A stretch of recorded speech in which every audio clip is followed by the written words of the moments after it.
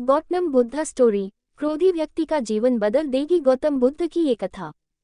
Gautam Buddha story. एक दिन गौतम बुद्ध अपने शिष्यों के साथ एकदम शांत बैठे हुए थे।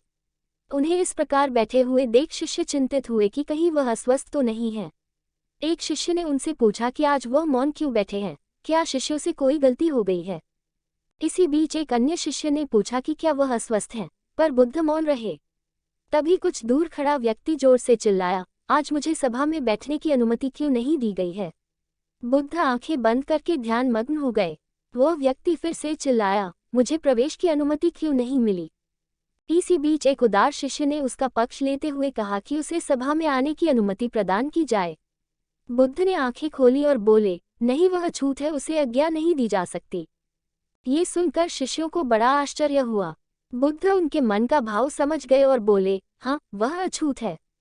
इस पर कई शिष्य बोले, हमारे आश्रम में जात पात का कोई भेद ही नहीं, फिर वह अछूत कैसे हो गया। तब बुद्ध ने समझाया, आज वह क्रोधित होकर आया है। क्रोध से जीवन की एकाग्रता भंग होती है। क्रोधी व्यक्ति प्रायः मानसिक हिंसा कर बैठता है, इसलिए जब तक वह क्रोध में रहता है तब तक अछूत होता है। इसलिए उसे कुछ समय एकांत में खड़े रहना चाहिए।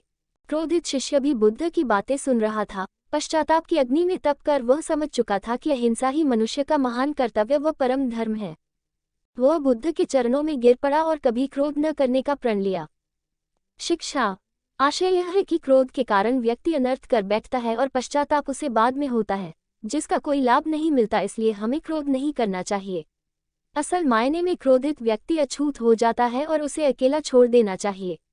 क्रोध करने से तन, मन और धन तीनों की हानि होती है। क्रोध से ज्यादा हानिकारक कोई और वस्तु नहीं है।